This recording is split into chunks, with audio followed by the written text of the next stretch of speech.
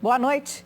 A Polícia Civil Carioca desvendou a mentira divulgada pelos atletas dos Estados Unidos, medalhistas da natação nos Jogos Olímpicos, que disseram ter sido assaltados por homens que se identificaram como policiais ao saírem de táxi de uma festa no Rio de Janeiro.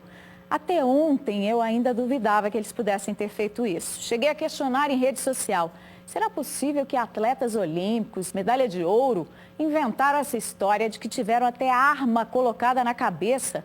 Brincaram com uma mazela tão doída para nós como a da violência urbana? Os fatos e imagens revelados hoje apontam que sim. Vídeos de câmeras de segurança dos locais onde os nadadores estiveram na madrugada de sábado para o domingo e depoimentos de testemunhas foram divulgados pela Polícia Civil do Rio de Janeiro. Os 4 teriam causado arruaça e depredação em um posto de gasolina, onde pararam de táxi após saírem de uma festa às 6 da manhã. Um vídeo divulgado pelo site do jornal britânico Daily Mail mostra os atletas chegando à Vila Olímpica pouco antes das 7 da manhã, tranquilos.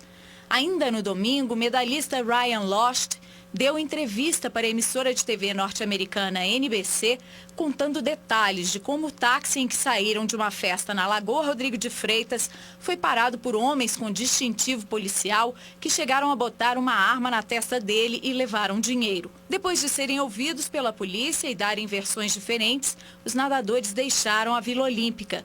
Ryan Lochte voltou para os Estados Unidos. James Fagan não saiu do país, mas não foi encontrado mais pelos investigadores. Gunnar Bentz e Jack Conger foram impedidos de deixar o país quando já tinham embarcado em um avião nesta quarta.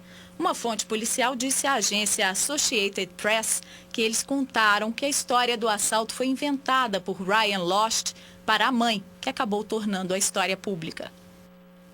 Os organizadores dos Jogos Olímpicos Rio 2016 saíram em defesa dos 4 nadadores dos Estados Unidos, afirmando que eles são apenas garotos que estavam se divertindo e que cometeram um erro. A Polícia Civil do Rio de Janeiro afirma que eles cometeram crime de falsa comunicação de assalto. Outros detalhes sobre esse caso você vai ver no SBT Brasil já em seguida ao Jornal da Alterosa. Um caminhão-tanque pegou fogo e causou uma explosão em um posto de combustíveis de Sabará nessa tarde. O incêndio na Avenida Vitor Fantini, no centro da cidade, assustou os moradores. Segundo os bombeiros, o caminhão estava parado no posto para descarregar óleo diesel, quando perdeu o freio e bateu em 2 bombas de combustível. Houve um princípio de incêndio, mas um frentista conseguiu apagar as chamas. Só que o motorista do caminhão ficou nervoso, tentou tirar o veículo do posto, mas sem freio bateu em um muro e explodiu. A PM informou que a rede elétrica foi atingida e a CEMIG foi acionada. As chamas foram controladas pouco antes das 6 horas. O atendimento a um acidente de trânsito terminou na apreensão de mais de 1 tonelada de maconha hoje na região do Triângulo. A caminhonete capotou na MGC 497 em Carneirinho e saiu da pista. Vários tabletes de maconha voaram do veículo, que foi roubado em Uberaba e estava com a placa clonada de Campo Grande, no Mato Grosso do Sul. Foram apreendidos 1.665 tabletes de maconha, que estavam enrolados com fitas adesivas das cores verde e amarela. Ninguém foi preso. 2 irmãos foram detidos após assaltarem passageiros de um ônibus do MOVE aqui na capital. Na delegacia, a dupla, que roubou quase 30 celulares, disse que precisava do dinheiro para pagar roupas novas compradas no shopping. 28 aparelhos foram apreendidos. A PM ainda encontrou com os 2 irmãos detidos uma réplica de pistola, uma faca e 2 rádios comunicadores. Segundo os militares, eles saíram de casa com o uniforme de uma empresa, simulando que iriam trabalhar. Eles invadiram um ônibus do MOVE na Avenida Antônio Carlos e abordaram várias vítimas. Na altura do IAPI, eles anunciaram um assalto, começaram de trás para frente gritando muito, mandando especificamente entregar o celular e dinheiro. Só agrediram o motorista, né? Mandaram ele parar uma estação, 2 estações abaixo, botaram o revólver na cabeça dele, deram um tapa para ele parar o ônibus e eles saíram andando como se nada tivesse acontecido. Os 2 foram encontrados porque a PM rastreou o celular de um dos passageiros roubados. A mãe deles, no momento da abordagem, ela foi cientificada do que se tratava, franqueou a entrada. E aí, nesse momento, nós conseguimos localizar. Inicialmente, localizamos 2 aparelhos sendo um desses aquele que havia sido rastreado. E aí, com uma busca mais pormenorizada, nós localizamos os demais aparelhos ali. O menor de 17 anos foi direto, disse que roubou porque está endividado. E olha o motivo. Devo o dia a dia, roupa que nós compramos no shopping, esses negócios tudo, aí tem que pagar, né, para comprar no cartão. Eu trabalho, senhor, mas o problema é que o trabalhador não ganha nada, não, né? Falou ainda que tem clientes certos para revender os aparelhos, com tabela de preço e tudo. Nós vamos lá no Centrão e resolve o problema. O irmão dele, Rodrigo da Silva, de 18 anos, completou. Hoje em dia está muito difícil trabalhar. Não adianta, a gente recebe pouco, não supra as nossas necessidades. Tratam ali do cometimento, dos atos preparatórios para o cometimento de crime, como se estivessem, pela idade deles ali, se organizando para jogar uma partida de futebol ou para fazer um trabalho escolar na casa de um dos amigos. A população, de uma forma geral, ela tem que acreditar na polícia, ela tem que repassar a informação. Nós temos a disponibilidade e eles a informação. Quando essas coisas se cruzam, os resultados estão aí. Infelizmente, o problema não termina aí com o trabalho feito, e dessa vez bem feito pela PM, porque nem sempre quem comete esse tipo de crime é mantido preso pela Polícia Civil e a Justiça, porque falta um lugar nas prisões ou mesmo por atenuantes da nossa lei. É a realidade. Uma perseguição a 2 homens e uma moto suspeita de roubos movimentou a região leste de BH. Veja o flagrante que foi registrado pela câmera instalada na viatura da PM. Na noite de terça-feira, a viatura da Polícia Militar seguia pela Avenida dos Andradas quando os policiais suspeitaram de uma dupla que estava na moto. Numa rápida consulta da placa, descobriram que havia uma denúncia de roubo do veículo. Os militares deram sinal para que eles parassem. Mas aí a dupla saiu em disparada e foi perseguida até o bairro Esplanada. Quando chegaram na rua Hortência, o piloto da moto perdeu o controle e a dupla caiu.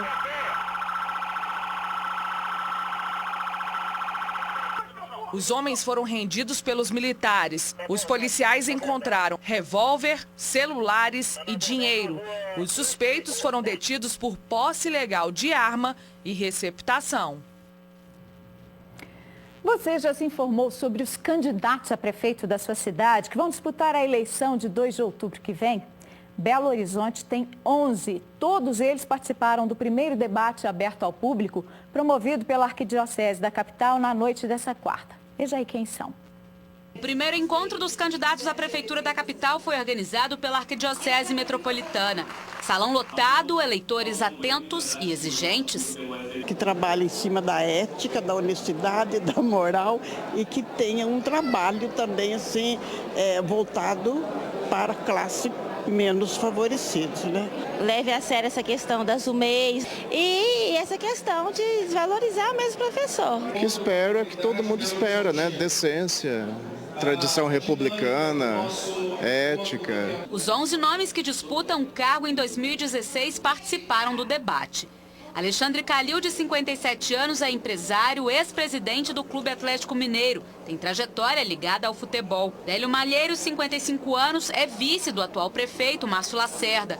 Já foi deputado estadual, vereador e coordenador do PROCON da Assembleia. O músico e veterinário Eros Biondini tem 45 anos. Já foi deputado estadual e está no 2º mandato como deputado federal. O ex-goleiro profissional João Leite concorre à prefeitura pela 3ª vez.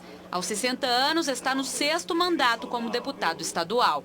Luiz Tibé é empresário e tem 45 anos. Atualmente é deputado federal e ainda o presidente nacional do PT do B. Marcelo Álvaro, 42 anos, também é empresário. Já foi vereador em Belo Horizonte, atualmente é deputado federal. Doutor em Educação, Maria da Consolação, de 53 anos, é professora municipal e da Universidade do Estado de Minas Gerais. Reginaldo Lopes, 43 anos, é economista, pós-graduado em gestão de micro e pequenas empresas. Está no 4º mandato como deputado federal. Também deputado federal, Rodrigo Pacheco tem 39 anos. Formado em Direito, já atuou na Justiça Federal, no Tribunal de Justiça e foi professor universitário. Sargento Rodrigues, de 52 anos, é advogado e formado em produção editorial. Está no 5º mandato como deputado estadual. Candidata à prefeitura pela 4ª vez, Vanessa Portugal tem 46 anos e é professora municipal. Ela também já se candidatou ao governo de Minas. A Arquidiocese de Belo Horizonte quis reunir as pessoas, não tanto para fazer assim uma guerra de palavras, mas para que essas pessoas possam dizer o que eles querem fazer, para que a população comece a fazer a elaboração das suas escolhas. Fique ligado no Jornal da Alterosa, que a partir de amanhã e durante as próximas 2 semanas vai mostrar um por um o que os 11 candidatos pretendem fazer pela capital. Uma boa oportunidade para você, eleitor, saber mais sobre eles e decidir se há algum merecedor do seu voto. Escolher bem quem votar é preciso, porque para que a gente eleja quem faça o bem para o coletivo e não use só o cargo e o poder em benefício próprio. Vereadores de Córrego Fundo, no centro-oeste do estado, aprovaram um projeto para aumento dos próprios salários em 35% a partir do ano que vem. E um outro que reduz o salário do prefeito. Atualmente, o valor é de R$ 3.600 e vai passar para R$ 4.910 por mês. Um acréscimo aos cofres públicos de mais de R$ 560 mil em 4 anos de mandato. 5 vereadores votaram a favor do aumento dos salários. Por causa do período eleitoral, os vereadores que são candidatos não podem gravar entrevista. E todos os que votaram a favor do projeto vão concorrer novamente ao cargo público. De acordo com a Câmara, a média do salário da população gira em torno de 2 salários mínimos, valor bem distante dos quase 5 mil que os vereadores vão receber para 2 reuniões ordinárias por mês. A gente apoia um salário desse aí de quase 5 mil reais, a gente ganha 1.600 conto, que eu levantava às 6 horas, chegava às 7 horas da noite, 7h30, e vamos dizer lá 2 vezes por mês e ganhar 5 mil é difícil, né? É muito, eles não fazem nada. Não faz quase nada para ter aumento, para quê? Os vereadores ainda reduziram os salários do executivo. A remuneração do prefeito vai cair de R$ 13.600 para R$ 12.000. O vice deixará de ganhar R$ 5.000 para receber R$ 4.520. E o salário do secretário de governo passará de R$ 4.600 para R$ 4.000. Diz a nossa Constituição Federal, que é a nossa lei maior, que esse subsídio, essa ajuda de custo, que todo mundo chama de salário, deve ser fixada em uma legislatura para a subsequente. Isso não dá o direito aos vereadores de escolher o momento, por exemplo, quando já se iniciou o processo eleitoral. Por quê? É muito simples de entender. Se está iniciado o processo eleitoral, se ele já está em curso, se as pessoas que estão votando são candidatos e têm propensão a ocupar um cargo, eles vão estar fatalmente legislando em causa própria. E isso a lei não admite. Ainda, segundo o especialista, a votação pode ser anulada caso a Justiça entenda que os vereadores agiram em causa própria. Pode ser através de uma ação popular qualquer pessoa, pode ser através de uma ação civil pública, através de uma representação de qualquer do povo ou por iniciativa do promotor ou da promotora de justiça que estiver, obviamente, atendendo na comarca ou a qual ela se vincule. A cidade tem cerca de 6 mil habitantes. Segundo a assessoria da Prefeitura de Córrego Fundo, o projeto que diminui o salário do executivo ainda não chegou na Prefeitura e assim que chegar será analisado. Já o projeto que aumenta o salário dos vereadores não é passível de veto por parte do prefeito, mas o executivo já declarou que é contra. A Polícia Civil abriu um inquérito para investigar o assassinato do jornalista Maurício Campos Rosa, de 64 anos. A vítima, que era dona do jornal O Grito, em Santa Luzia, na Grande BH, foi morta a tiros ontem à noite.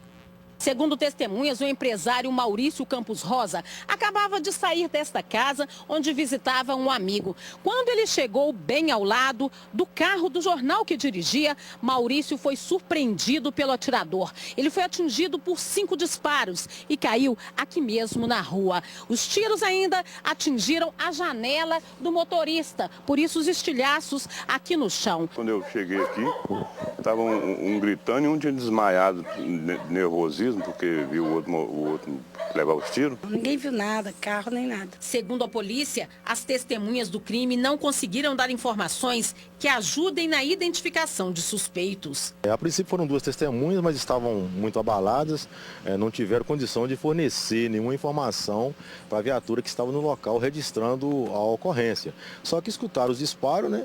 E viram ele caído ao solo e acionou a polícia. Maurício Campos Rosa fundou o jornal O Grito há 27 anos. anos. O jornal tem fama de combativo por publicar denúncias graves, inclusive contra políticos.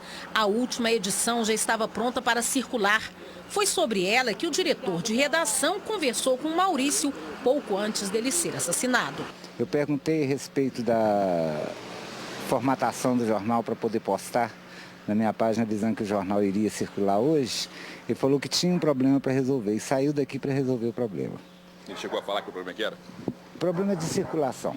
O amigo da vítima afirma que não sabe a motivação do crime, mas não descarta uma ligação com as denúncias do jornal. É um jornal de variedades. A gente tem uma página de política e a gente acompanha o que acontece na cidade. A operação limpeza, né, que está acontecendo na cidade, é que era manchete de capa. Mas a gente não faz nenhuma ideia, né? Quer dizer, pode ser alguém que esteja nervoso por causa do jornal também, né? De acordo com o Tribunal de Justiça de Minas Gerais, Maurício Campos Rosa respondia a vários processos na Justiça. Alguns são por crimes de imprensa, calúnia e difamação. Ele também tinha passagens na esfera criminal e um mandado da Justiça em aberto por um crime que corre em segredo. O delegado responsável pelo caso de investigação do assassinato dele, César Matoso, informou que as investigações estão sob sigilo, que só irá se manifestar após a conclusão dos trabalhos policiais. Veja agora a previsão do tempo para esta sexta em Minas.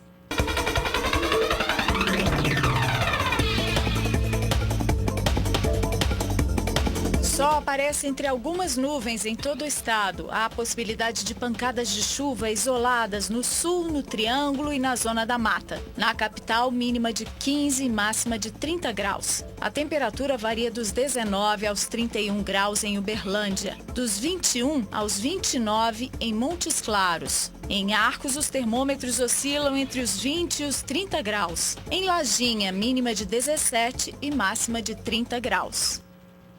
Como a justiça anda devagar no Brasil, os mutirões têm sido uma saída para agilizar processos. A campanha da vez do Supremo Tribunal Federal é para julgar crimes contra a mulher.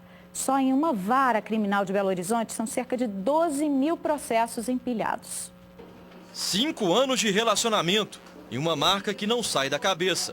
Um ato de violência que pôs fim à convivência do casal. Histórias como a desta vítima e do agressor, que preferiram não mostrar o rosto, são um exemplo dos casos que passam por aqui todos os dias. Só na 13ª Vara Criminal de Belo Horizonte, são cerca de 12 mil processos empilhados. A metade só de inquéritos não concluídos, que acabam atrasando as audiências. Para concluir isso, acho que precisa de uma força-tarefa, precisa de um apoio à delegacia das especializadas. Está precisando de um reforço. Nos últimos dias, as audiências de instrução até ficaram mais rápidas, mas isso só por causa do mutirão. A iniciativa, que colocou mais profissionais atuando na área, faz parte da campanha nacional Justiça pela Paz em Casa. Um basta contra a violência doméstica. Nós estamos voltados para a antecipação das audiências. Então, audiências que estavam marcadas mais para frente, até ano que vem, né, foram antecipadas para se realizar. Dados do governo federal mostram que só no ano passado foram registradas no Brasil cerca de 77 mil denúncias de ameaça e violência contra mulheres. O número é 44% maior do que o total de ocorrências de 2014. Não é só a violência física que é grave, mas aquela violência que não se percebe, a violência social, moral. A mulher, ela não pode aceitar mais, já foi o tempo que ela aceitava calada essa situação. Aquele chavãozinho que se falava que briga de marido e mulher não se mete a colher. Hoje não só pode, como deve meter a colher. Então, quem tiver notícia de uma agressão, de uma violência doméstica, denuncie, porque só assim que nós vamos poder coibir e minimizar esses efeitos.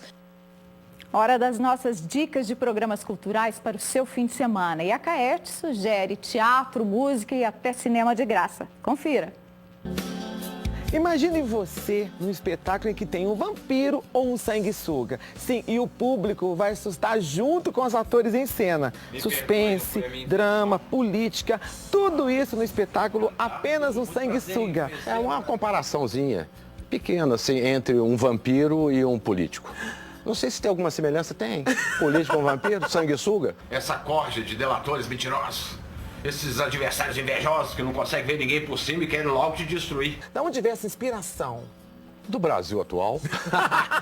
Que é um prato cheio para fazer as coisas com o Brasil atual. E olha, gente, apenas o Sanguessuga vai ficar em cartaz no Teatro Alterosa até o dia 28 agora de agosto, sextas e sábados, às 21 horas e domingo, às 20 horas. Eu acho que sim. Às 20 horas, tá? Então, meu amor, não perca apenas um Sanguessuga. E eu vou falar uma coisa pra você. Venha me sugar. Não é nem beijar, tá, gente? Meu doce vampiro. Olha que tem muito mais atrações pra você nesse fim de semana. Se liga aí. No Teatro Raul Belém Machado tem a comédia Meu Tio é Tia. A montagem já está há mais de 10 anos em cartaz, sendo assistida por mais de 500 mil pessoas em 1.100 apresentações. Hoje e amanhã às 20 horas, com ingressos a R$30 e 15 a meia. Tita Parra é a convidada especial do Circuito Dandô e canta música popular chilena no Memorial Minas Gerais Vale. A cantora, violinista e compositora chilena combina ritmos, melodias e harmonias do jazz, blues, bossa e reggae. Às 19h30, ingressos R$20 e 10 a meia. O Cine Santa Teresa promove mostra com filmes de Martin Scorsese. Até 10 de setembro serão exibidos mais de 20 filmes do diretor, roteirista, ator e produtor de cinema norte-americano. As sessões têm entrada gratuita, com ingressos distribuídos meia hora antes de cada sessão. A programação completa está disponível no site bhfazcultura.pbh.gov.br. Um ótimo final de semana e eu fui, claro, me jogar, porque eu também não tô morta.